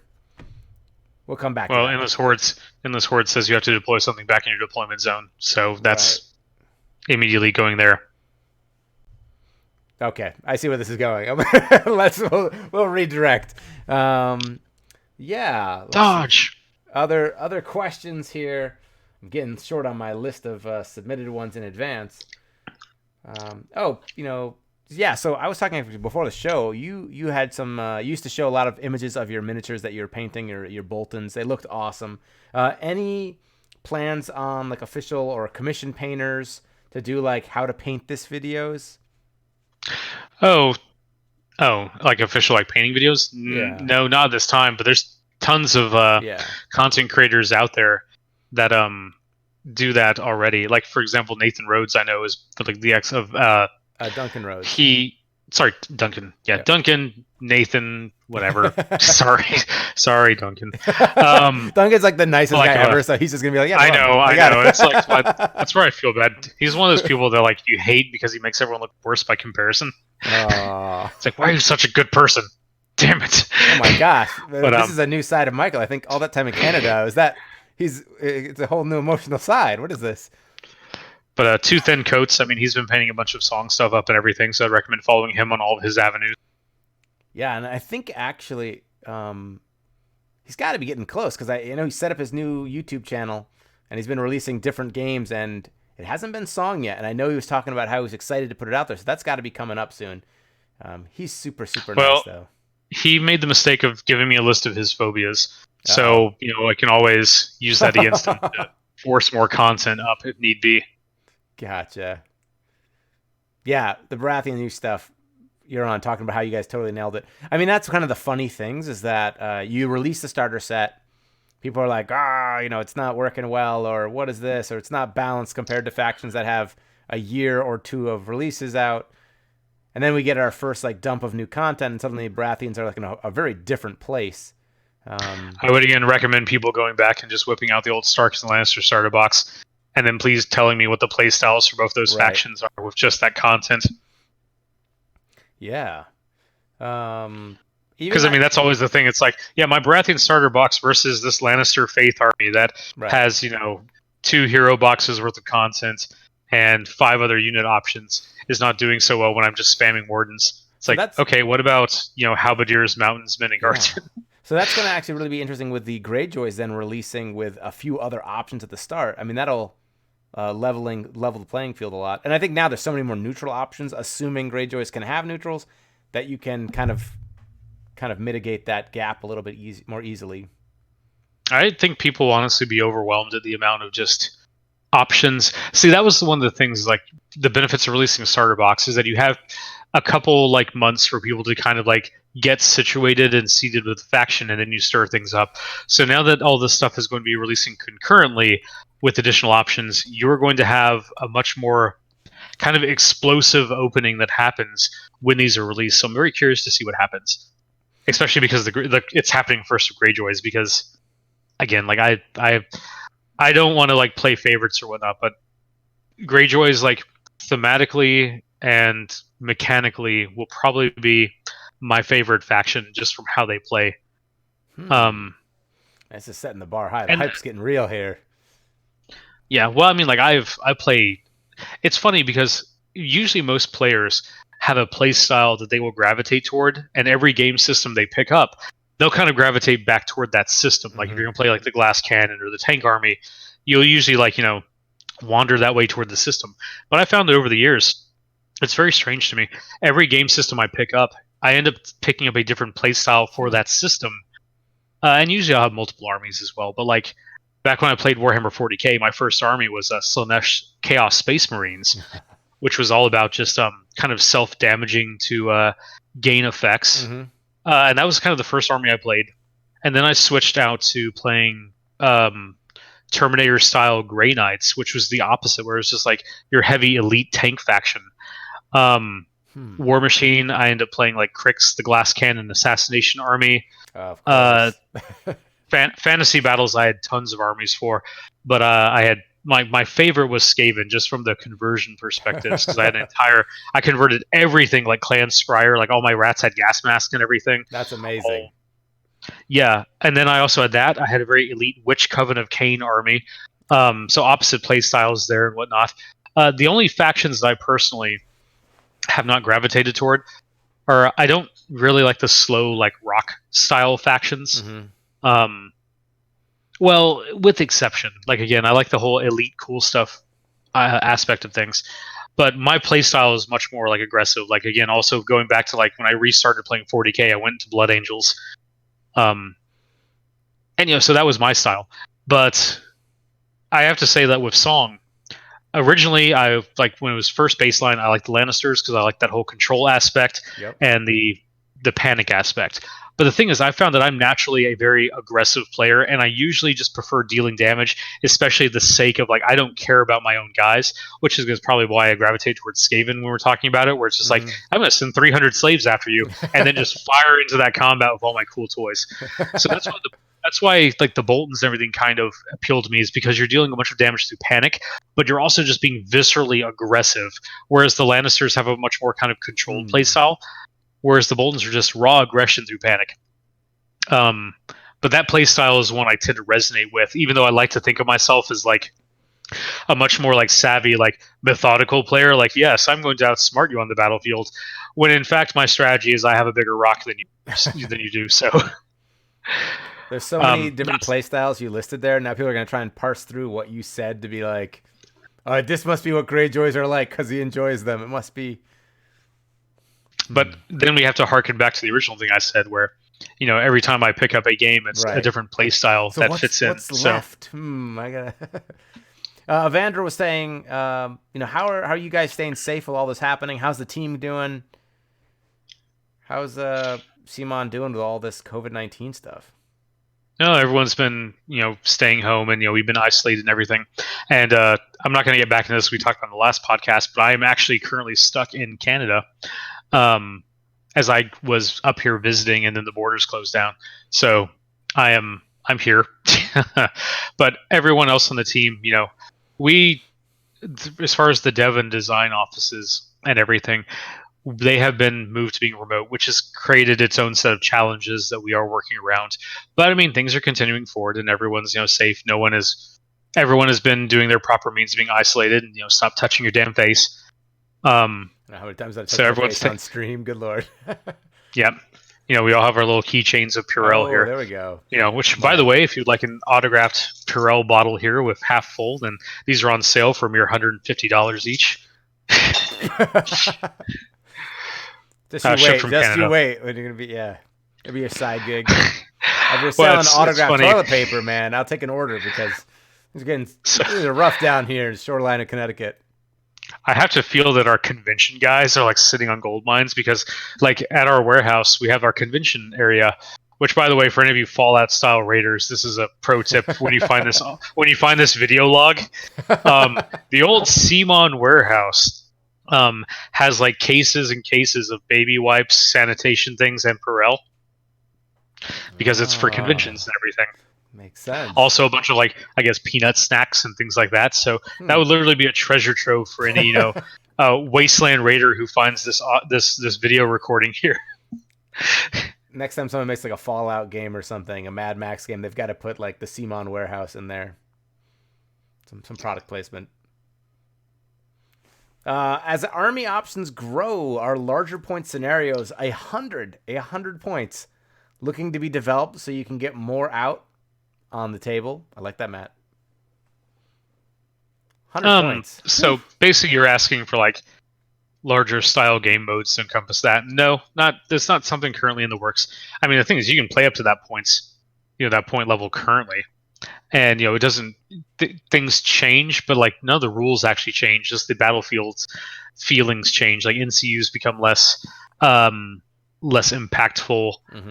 Tactics cards have to be more diversely spread across, but none of the mechanics change and everything. So that's not. No, we are not developing any specific scenarios or anything at this time for incorporating larger size games of like twice the size and everything like that. Nothing specific to that anyway. People asking about 50 points. So, yeah, I've seen a lot of people talk about going up to 50 points. I guess I'm just one of those like stubborn people. I really enjoy it at 40, and I like kind of having the limiting factor. But maybe I've got to go play some 50-point games and see if that changes my mind. I'm just gonna have a hard time fitting all my free folk on the table then. We have a one of our local like guys and one of our testers. He and I've known him for years and years and years, and every game system that he plays, he loves playing those giant, massive battles. And so like he's the first person I know that like he was actively playing 100-point games of Song, just like that became his default. Oh, wow. Was he and his son, and I say son, who's like I think in his mid-20s, they that was like their weekend thing, was they would just play 100-point games of Song and various things. And he's a free folk player, Chase. So I want you to imagine what we're dealing with at that level there. Jeez. Raider spam. Here's my 20 Raider units. Yes. All with raid leaders and just yeah. But I mean, the thing is, like, 50 points is fine. It doesn't actually change that much. It's an extra 2 units. It's an extra NCU, or a couple more upgrades. The thing is that just the larger points you go, the less restrictive your list has to be, and you don't have to make those hard choices. And that's why I like 40 points, is because I feel it's right at the threshold of you can't include everything you want. At 50, right, I can usually include everything I wanted to, and then have a couple left. Yeah, that makes sense, and I like it too when you're like, everything you included, it has to be very, very deliberate. Yeah, I'm actually not. So the impact of the tactics board and tactics cards does diminish. Well, it's theoretical. Tactics board diminishes a bit with the more points you have, because you can influence less things. And I don't mean influence like the actual effect. I mean like influencing via the tactics board. Tactics cards become a more precious commodity as you go up in points. So to me, that kind of has the opposite effect, where like you're not going to, they're going to have less of an overall impact, because you're, playing them on this unit over here is not going to be this. It's basically, as your unit pool goes up from points, the less any individual aspect of the game is going to influence them as much. So like at 30 points, the tactics board becomes really important, because you might only be running 3 or 4 combat units and only have space for 1 NCU, versus at 50 points, I might have 8 combat units, and then giving one of them an extra attack to wipe out an enemy unit. Okay, sure, but they still have 7 other units, so. Awesome Fenwick talking about liking 50 points because it allows you to take more combat units, especially with a new push to take 3 NCUs. So that push to take 3 NCUs, especially in the European meta, is specifically at 40 points. And it's essentially trying to get more activations on the tactics board in place of combat activations. If you go back to the beginning of this video, Michael talked about some interactions with the Targaryen attachments that may make that 3 NCU meta not necessarily be as necessary, if it is necessary. So maybe go back and check that part out of the video. Wonderful chat with you guys. Any chance of having something like a Warhammer 40,000 Apocalypse book for larger games? So still stuck on that larger games piece. Do you ever? I mean, that's the same. That's the same answer I gave previously. Yeah. What else we got? So we've talked a lot about these bigger game modes. Any other topics?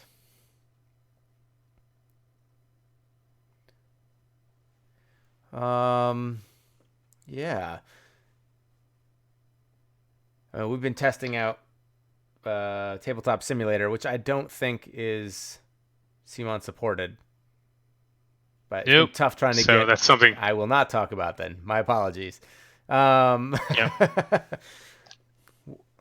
Man, I don't know. I just wish It's tough that all these conventions have been canceled, and I know, especially for someone in the industry, I'm really excited to see how organized play picks up on the end of all this stuff, and where that takes Song of Ice and Fire going forward in the future. I feel like it's just starting to really get some legs. The community's been growing rather rapidly, so that's nice to see. Just nice to be able to see it like in its actual tournament mode. I mean, I know that France had their France 100. That was amazing. Adepticon, we'll see. Gen Con hopefully is in August, keeping our fingers crossed, but who knows? Was the game designed around unit trays? Was it trays right from the start? Okay, sorry. That was a weird question initially because it was like, well, yes. Like I did. Okay. There. Okay. Yeah. That kind of like made my brain like schism there for a second.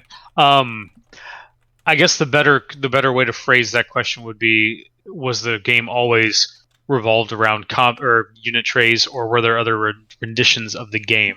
Right. And yes, so the game actually did go through like when we first got like, okay, hey, we're gonna do a Song of Ice and Fire miniature game. That was the direction that we had. Initially it's like we got the IP to do this, so what are we gonna make it? And there were ideas thrown around over what to make the game, and then there were some design restrictions kind of placed down from various places about like, okay, well, it needs to meet these certain criterias, and then it was a matter of like, well, what style of game is this going to be? Because we are talking Westeros here, it has to fit appropriate with the setting. So yeah, the game did go through different revisions and iterations over different potential things it could be. It wasn't like from the ground up, like day one, it wasn't like, yes, this is absolutely going to be a rank and file, tray-based game. That was just a decision that was made very early on, obviously, because, that's one of the core designs of the game. But, yeah, that was one of the, that was basically how that went about. There were other versions and renditions of what the potential system could be before it was initially settled on to be a rank and file tray-based game. In the first in battle mini campaign, Evandro was asking, are those character units that you made there, are those scrapped versions of earlier beta tested units?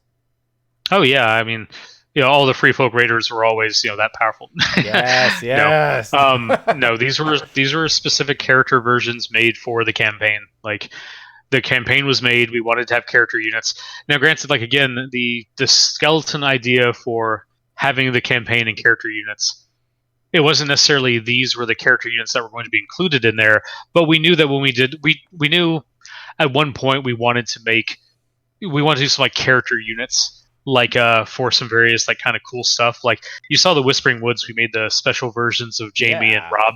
We knew we wanted to expand on that with some actual like units to do that with, and this was just the first opportunity that we had to incorporate that in there.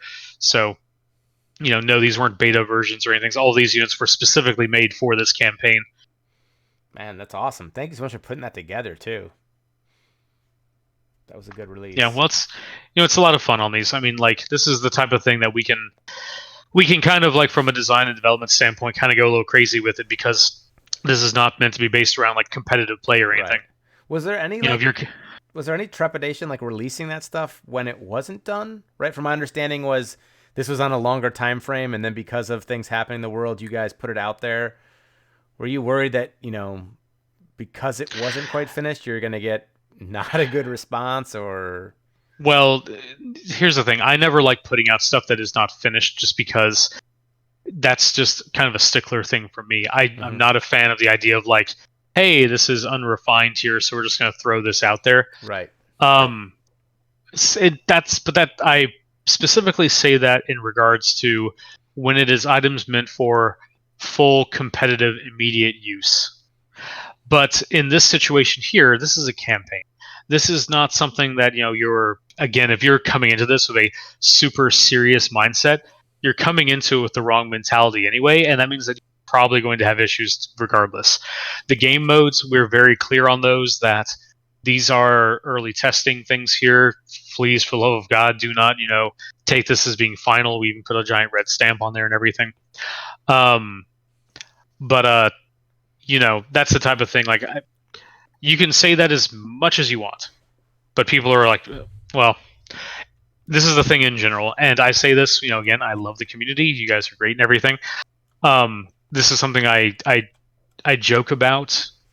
It's, don't say I am saying this is like to be malicious or anything, but it's always that mentality of like, whenever we release something, there's one core thing you always have to realize from a design and development standpoint. I stress this to not even just like on Song of Ice and Fire, but every single project. Everything you do is wrong. just accept that.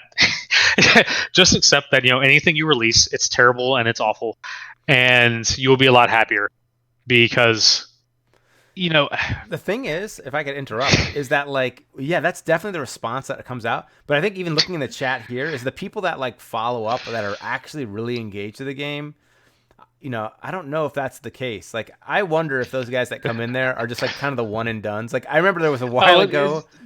They absolutely are, Chase. I mean, that's the whole thing. It's like, and the thing is, even then, I understand a lot of where people are coming from, because you have a series here that's been around for literally decades of people's lives. Right. That's very important to them.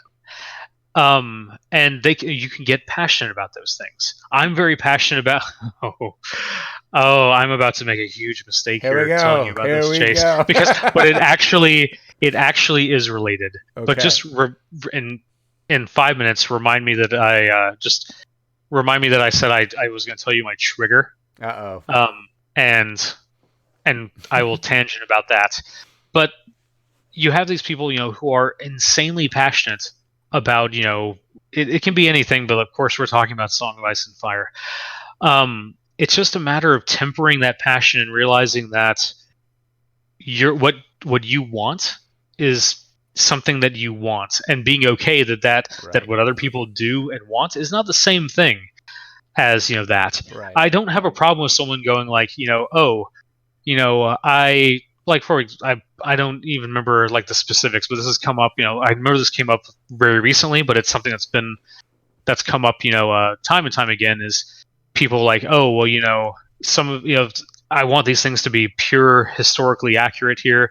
There should be peasant levies. What's a Stark sworn sword, like Umber Berserkers, like what? That's and that's fine if you want something to be like a historical recreationist and everything, like aspect. And that's how you want it to like be, and saying like, hey, this is something I would prefer. I have no problem with those type of comments. Like, people want different things, and they want, there have been some. I'm trying not to get into my trigger tangent here. It's starting to bubble to the surface here, but like, that's one of those things. Is like, I get where even those people that seem like they're just very adamant about things, I understand where they're coming from, because it's from a place of passion. Okay, right. It's like all those Stannis supporters out there, like they like a character who's never won a conflict that matters or anything, made a ton of just terrible decisions. Oh, no. And in general, it's just like, why do people like this guy? But I get it. I mean, you like rooting for like the loser and the underdog, and all that. No. I get it. Somewhere Mark Albanese is twitching. He said, "Oh no." You've got some masochistic tendencies. I get it, but it's just like I'm not going to hold that against you. I'm just going to say I personally don't like like that stuff. But I respect your ability to be wrong, and like a character that has no redeeming qualities. Like, I'm sure there's Catelyn fans out there, and I could not for the life of me understand why. I'm sorry. Like, it's like, if she's legitimately your favorite character in the setting, I would like to actually hear from you to understand just why. Like, I would, like, out of all the characters and everything, I would really like to just know why. Like, especially with Catelyn, like, and I mean legitimately, like, if she is your favorite character, please explain to me why. Oh man. Okay, so about that, is that covering the triggered thing, or is there? Oh, Jesus Christ. No, Chase, it was not. No, it was not. And frankly, this could be its own entire episode if I went on about this. But I'm going to give you the Cliff Notes bit of this. 24-hour live stream of the Michael Meltdown Trigger Talk. I am going to be fully honest. By the time we're done with this, oh boy. Okay, so funny enough, this segues into being related to Song of Ice and Fire in kind of the dumbest way possible. And it all revolves around Kit Harington. Kit Harington is my trigger in the fact that I am not going to say what I was going to say because this is being recorded and the internet is forever. It's true. But if something grossly horrible and terrible were to happen to Kit Harington, I would think that is the universe karmically balancing itself out.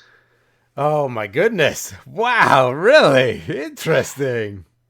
Yes, and I want to make this very clear. I believe that he is a super nice guy. He seems like he is just like, there's nothing wrong with him as a person. But the universe needs to cosmically punish him in terrible ways. Oh no, what has he done? Why does he deserve this? And now we're getting to the part that's not related, I guess. So one of my favorite IPs and franchises that is very dear and close to me is Silent Hill. And because I'm a big horror game fan, and some people can probably see where this is going. And so you have the two Silent Hill movies. The first Silent Hill movie is actually not that bad. I consider it a fine, not even just it's fine Silent Hill movie, but it's actually just probably one of my favorite like video game movies because that bar is so cripplingly low. But I think it's actually like pretty good. So I don't hold that against it. Like I actually like think it's a good example of like they adapted, the IP to a new medium. They changed it around a bit, but I was fine with it. And then Chase, you have Silent Hill 2, which is one of the worst cinematic travesties and abominations that I've ever seen in my life. I think we gotta also get you other recommendations of other horrible movies too, just maybe it'll help soften the blow. Understand, I watch a lot of bad horror movies, but this one is like it's just offensively terribly bad. What about the thing, Chase? Sean Bean is weirdly enough the other like don't Chase, don't. Sean Bean is the other connecting factor because he was in the first movie and the second movie, but he had the good grace to be Sean Bean in the second movie and die very early and just kind of get out of the movie as quickly as he could. Kit Harington is one of the major parts of that movie, and people can sit there and go like, oh, it's the writing and all that. Like, no. Understand something. Everyone who was involved with that movie had terrible things happen to them afterwards, or their careers were obliterated and completely ended. Okay? And that was the proper response that the universe should have given, because everyone involved in that needed to be punished. Except you had one person who escaped. That was Kit Harington. He escaped out of all of that and went on to do Game of Thrones and have a successful, happy life and everything. And I don't hold it personally against him. He needs to be punished for that, and he escaped. And like a bunch of vengeful ghosts, it needs to happen. He's been haunted only because in Connecticut he did rehab not too far from where I live. Chase, it doesn't matter. It's nothing that has happened to him has been bad enough to like he has not repented and been punished enough. I really can't stress that enough. Okay, like everyone else, Sean Bean was the only one that escaped because again, Sean Bean, he's built up such a backlog of like reverse karma that he can get away with it. And frankly, again, he had the good graces to just have minimal interaction in the movie and then die off and just get out. Well, someday maybe. We got to get you. It has been suggested that I live stream watching the movie. Yeah. And I don't think I think people think that's going to be entertaining, but it's going to be a bad experience for every single person involved. People are going to start showing up with their Game of Thrones posters for you to sign now at conventions. I hope you know. I will personally say that if I'm at a convention and someone brings me up like a DVD or a Blu-ray or a Betamax or whatever of Silent Hill 2, I am not going to say anything for the sake of incriminating myself, but people disappear from large cities and conventions all the time. Oh my gosh. Whew, man. Fair enough. Oof. Fair enough. Wow, Sorry, on that end, whoa. Okay. It seems like I get a little warm I gotta in here. find a way to get Kit Harington to meet you here, but we'll have to see what we can do. That is something that should never happen. I've fully admitted this to every single person I've known. That like I should never be in the same room as Kit Harington. Gosh. Well, were you a fan of the Game of Thrones TV show? The HBO show? So this sounds almost like hipsterish and like very trendy to do, but like I was a fan of the series up until around season 4, and then it started taking a noticeable dive to me. Yeah. But I stuck with it. I mean, it was like, okay, they're running out of material to base it off of, so obviously the quality is going to dip, but it was just like consistent like lowering until we hit that last season. And I remember it was like 3 episodes in, and we were sitting there watching it, and I was just like that feeling in my head of like, is it just me or is this really bad? Right. And I was like, well, maybe I'm being a little hard, but it feels like this is really bad. And then stuff just kept happening, and I was like, okay. Even in season 7, there were moments where it's like, but you could be like, well, but season 8's gonna be so crazy good that it'll all make sense. They went they all went beyond the wall, and it's like that makes sense. And I can forgive a lot of things that happen in TV shows. Like I really can, because I'm not one of those people like the Star Wars fans. Like I grew up with Star Wars, but I cannot grasp like the level of just like betrayal and animosity that some people have for like those type of series. Yeah. No, okay, sorry, I say that, but then I literally just went into a tangent. It got me. Star Wars got me on that last series. Oh, but we'll save that for another time. Maybe. I will say that like the 2 series that I will take that back, because actually, so I'm a big fan of Neil Gaiman, and like the universes that he's created, and so I'm very cautious about the Sandman adaptation that will be coming out. But we'll see. It's Netflix; they might do a good job of that. But another one of my favorite 2 graphic novel series were Lucifer and Lock and Key. And so Lock and Key, actually, like I just finished the Netflix series finally. Is that and good? Like I don't have any problems with it. It deviated from like the source material and everything, but it was fine for what it is. Because again, it's an adaptation. I'm not one of those people that's like, well, they didn't 1-for-1 trade it off, and like whatever. But on the other hand, like Lucifer, which I know, put the controversy aside there about what it actually is based on and everything, but like that graphic novel series, I'm a huge fan of from the story and everything. But man, that show is offensive to anyone who is a fan, because they turned it into like this like mythological, like very lore based, like grandiose universe spanning tale into a buddy cop drama. Oh man. So like yeah. Okay. You totally pared it down. All right, so let's move back, and I guess let's finish up a little bit and do some actual related questions. Now we've gone on tangents. What kind of strategy has surprised you guys that you didn't expect players to do? I feel like that comes up every once in a while. Anything that you've seen people do that you're like, huh? Not really, because I mean, was shifting unexpected with the attack zone, that interpretation? No, because we knew you could do that. I just didn't really care, to be honest. And frankly, still really don't. That was one of those rules changes that was just kind of made to... That was just like, well, we can streamline it, but it's not like that was breaking the game or anything. Right. That's just one of those things that's like... Because that's the thing. There's a lot of things that happen in the game that like we're aware of, but it's just a matter of like, is that possible to do? Yeah, but is it a good play? Because that's always something to consider. It's like, is it possible? Yes. Is it something you should do? Well, no.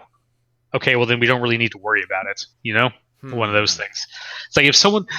That kind of falls under the mindset of if someone wants to make a bad decision, let them make that bad decision.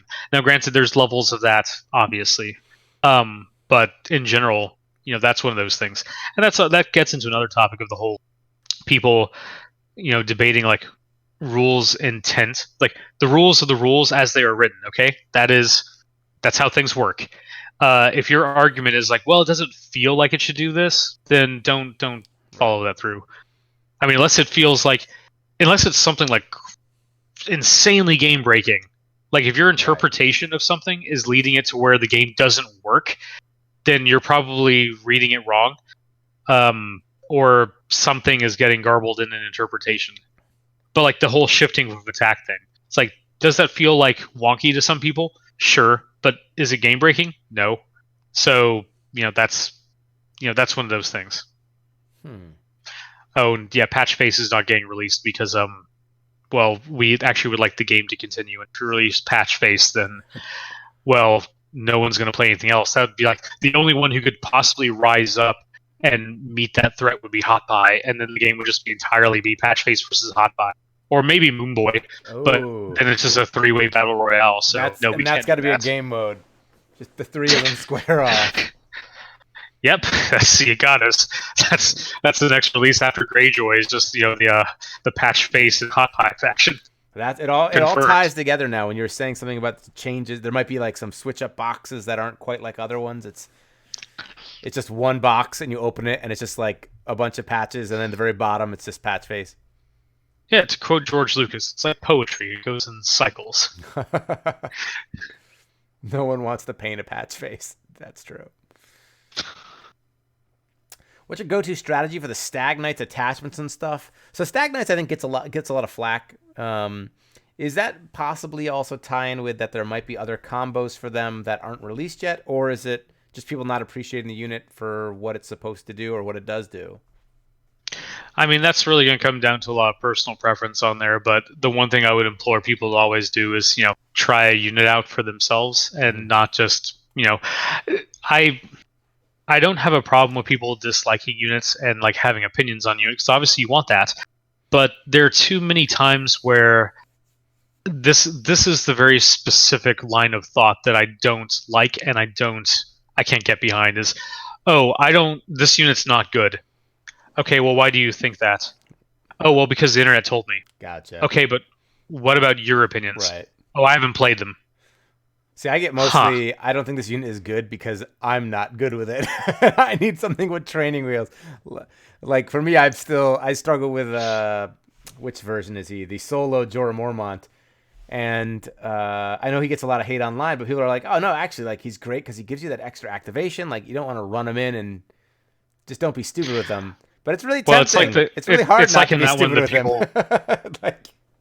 Yeah, the ones who are going like, oh, he doesn't have enough attack dice and he doesn't hit hard enough. I'm like, you guys realize that if he's in combat, that's not where he shouldn't be in combat. Exactly. And I get it, but when I do it, like, it's not by my own intent, but he ends up getting into combat by somebody charging him or swift advance. Right. Or I'm just like, oh, God.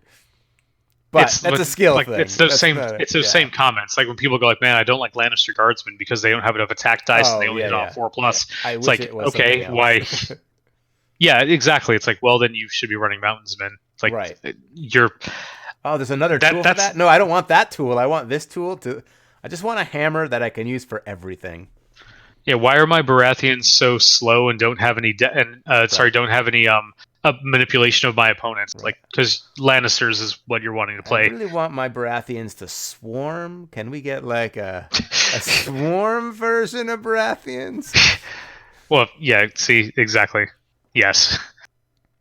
I know this is all just your devious trick to convert everyone to being, north of the wall and the free folk. I'm just saying. I mean, frankly, I know we talked about a lot here, and it's always great to talk about A Song of Ice and Fire, but I just keep going back to when you're like, Chase, like, you thought the skin changers are cool? Like, there's way cooler stuff, and that's just honestly in the back of my head this whole time, and I'm like, oh, man, okay. I mean, the skin changers are going to seem so vanilla to you in a while that I don't even know how you're going to deal with that. What? Okay. I don't even know how I'm going to deal with it. I mean, I remember what happened. Remember how excited I was for Then? And I don't even play Then that much anymore. Oh, my gosh. I will say, in an effort to stem expectations, even though that's entirely useless, we've said this many times that if it appears in the books, it can appear in the game. Okay. But people also need to acknowledge that when we say that, we mean that it's something that has actually appeared in the books, not necessarily something that has just been talked about in the books. Because, like, when the giant Southerners they ice talk about, spiders. well, like when the Southerners talk about the Free Folk, Oh they yeah, have all their legends and their stories they tell, but those things don't necessarily exist. right. They're just legends and rumors. Or Now, do granted, they? like, well, exactly. The thing is, they have to actually exist. So, like, for example, giants, we know they exist. Right. But let's say, for example, if giants were never seen in the books and they were just talked about by like the Southerners, that's not necessarily something that you're going to like 100% see, because they might not actually exist. They might actually be legends. And that's one of those things about like just basically tempering expectations, is that just because if it appears in the books, it can appear in the game, but it has to actually exist, like I'm going to go back to, I use like a search of Ice and Fire. It's a website where you can search the books. I'm just going to have to go search through like every time it's talking about stuff that are related to Free Folk now and see, But, man. Oh, man. That's Colin. That's Colin's paints there. Someone asked, what's your reaction on people painting the Skin Changer Bear as Yogi Bear, Winnie the Pooh? There was, Colin also made with a jetpack on, if people saw that. And the Skin Changer is holding like a drone remote control thing. Any any thoughts on those conversions? Have you seen any of these crazy conversions? Oh yeah, I've seen like all of those and whatnot. And yeah, I'm a huge fan of them and everything. I mean, seeing that stuff is always very humorous. This was like actually way back in the day for so years and years way back, I used to write for Bell of Lost Souls, and one year I actually made a whole Michael Jackson Thriller diorama out of Space Marines. And so with a complete converted like Michael Jackson Marine. So that type of stuff is always just like it's super charming. I like seeing the conversions and the people like putting out the different like styles and everything. Yeah, you're actually that reminds me. Maybe I'll make a post coming up soon about getting people to show off their converted armies, because I know there's some kind of crazy things out there. Yeah, I mean, just even like the weirder ones.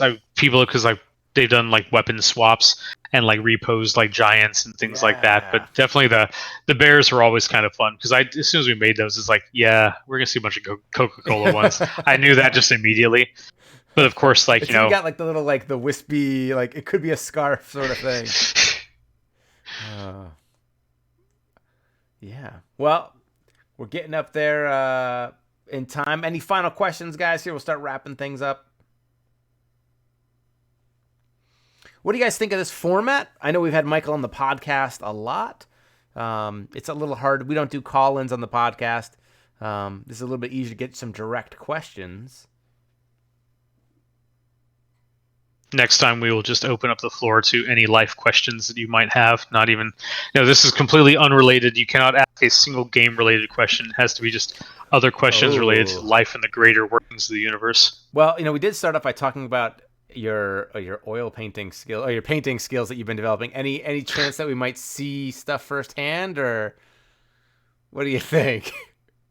That seems like a lot of work. Okay, but I mean, like, if I'm feeling open one day, we can have like a paint along with Bob Ross session where it's just like, this is Inception show in a show in a show. That would be amazing.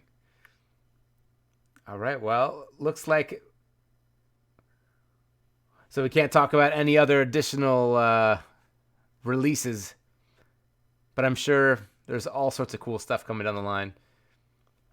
Well, on that, yeah, I mean, go ahead. I won't stop from talking about this. But I've said I can't speak to any like releases or distribution or anything like that, because aside from just that not being my area to talk about, who knows at this point.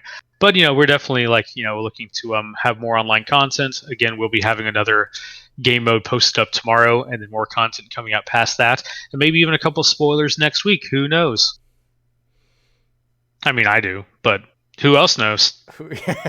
Right. That's why we're here. No one else knows. That's the problem. Well, yeah. All right. And then maybe next time if we have a future one, maybe we'll open it up to some more general questions and who is someone saying like it's like a host love line or something. We could do advice for people or do speed. Oh, Mark Albanese is in. I'm here. Who missed me? There was a little bit about Stannis. He might have come up at around 138 or 37 mark. So you probably don't want to hear what was said there, though. Yeah. Maybe close the question here. Michael, are you full-time on A Song of Ice and Fire, or do you also design other games? I mean, at any point, I'm concurrently working on 4+ projects at any point, but I'm also the development manager for our company. So I oversee all of our projects that are coming out, just the ones I'm personally working on, Song of Ice and Fire. And then, well, for example, right now it's A Song of Ice and Fire, Bloodborne, and then 3 other projects that I can't even talk about. Ooh, which game that you have at CMON do you think has the best community? So our ongoing games we have, Song is definitely our primary miniature game that we have. So that one has our biggest ongoing community. Xenoshift. What, Mark? Well, so Xenoshift, we actually just released the print and play version of that last week to help you guys with the quarantine situation. So, that was fun to put together and throw that out there. And with the reception that we got from that, we'll probably be throwing out some more content. But frankly, for all of our games that we have, any games that we have that we're doing, we're trying to get more content out there. I mean, Zombicide, Massive Darkness, really any of our, even we released a new Stadia Quest scenario as well. But we're just trying to, as a company, trying to get as much content out there for you guys as we can, because everyone's isolated right now. So we're trying to do whatever we can in our little way to, help people out there. It is appreciated. And thank you so much for, coming on the stream and, making yourself available to the community like this. It's awesome. We do appreciate it. And I know it probably makes no shortage of headaches when people are tagging you on Discord or on the Facebook group. Try to keep that to a minimum. But it's cool that you're out there. And the number of times I bring something up and you're like, yeah, I saw that. I don't know, the all-seeing Michael Shinall. I see everything, Chase. I mean, when you turn off this camera and everything. Now I'm just concerned. No, I don't know.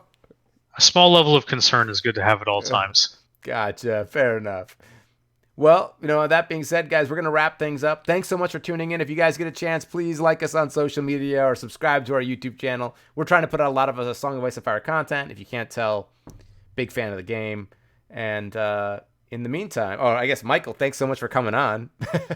Yep, no problem. I appreciate it. And in the meantime, guys, hope you get your miniatures on the table. We will end.